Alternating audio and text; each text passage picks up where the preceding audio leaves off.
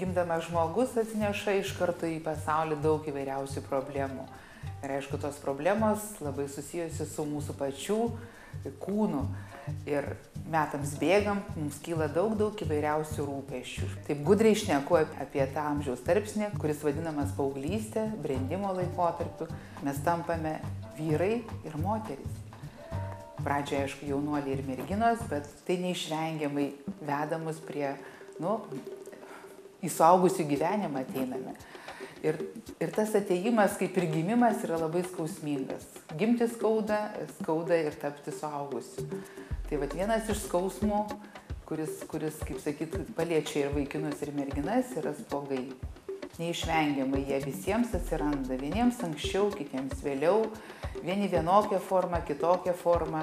Ir tik gydytojas gali nuspręsti, kuri klinikinė būsena yra sudėtingesnė, reikalaujanti daugiau dėmesio ar stipresnio gydymo.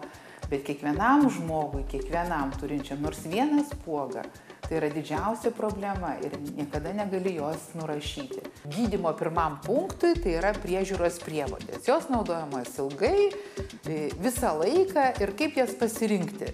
Jeigu nesikonsultuoji su specialistu, tai aišku pasirinkimas vienas. Kaip sakiau, turi būti prausiklis, mes turime odą nuplauti ir turi būti kremas, kuriuo mes pasitepame odą. Jeigu oda yra neproblematiška, tai ją užtenka nuplauti ir pasitepti dieninės serijos kremais. Bet jeigu oda turi problemų, tai mes ją plauname iš ryto, tepamės dieniniu kremu, plaunamės vakare ir tepamės vakariniu kremu. Kiti produktai, jie naudotini kiekvienam žmogui labai individualiai, priklausomai nuo to, kokia yra problema ir kaip mes ją galim išspręsti. Vienam žmogus spuogai kyla labai dažnai, vienas po kito, tiesiog kaip serijom. Spėjo vieną nudžiovinti, atsirado kitas. Tai aišku, tuomet reikėtų naudoti aktyvesnės medžiagas. Tai gali būti, sakykime, labiau tokios koncentruotos medžiagos, kaip taškiniai pieštukai į kažkokį tai spuogą patepti. Ten yra aktyvesnių medžiagų, didesnė koncentracija. Puritino linijoje visos medžiagos, kurios ir sudėtos į tuos preparatus, tai mažina uždegimą, mažina riebalų išsiskyrimą ir tą patį riebalą ant odos. Ir aišku, iš dalies sausina tą odą tam, kad džiūtų uždegiminiai židinėliai. Aš pasakiau taip išgrynintai, kaip atrodo, pradėjai ir baigėsi. Tai čia su tuo vienu spuogu, bet jeigu tam veide yra 20 spuogų, tai vienas vienu metu užgijo, kitas kitų metų iškilo, kitas kitų metų vėl užgijo, išlindo, tai tas procesas yra nesibaigiantis. Visą laiką reikia tepti, visą laiką reikia prižiūrėti ir visą laiką reikia naudoti. Ir priklausomai dar nuo to, koks iškilo spuogas, naudojam specifines priemonės. Tai aš galėčiau pasakyti, kad kai man išnyksta spuogas, aš visuomet pagalvoju, dar nepasenau. Kaip sakom mes dermatologai, kad odą reikia prižiūrėti jau nuo pat ankstyvos jaunystės. Kada nereikia pamiršti, kad turint gražią ir sveiką odą jauname amžiuje, ji taip pat gali būti ir nesveika.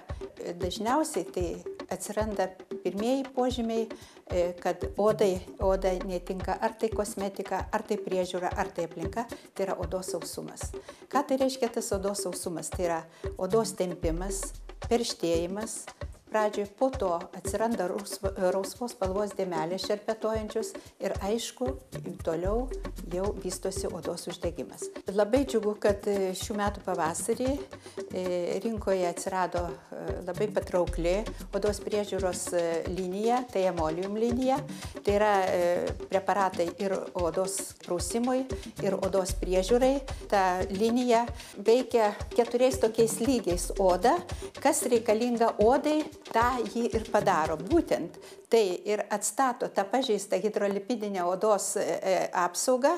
Oda yra drėkinama, ji maitinama ir ta sveika, graži oda ir užtikrina tą sveiką apsauginę, tą barjerinę funkciją, tą odos apsaugą.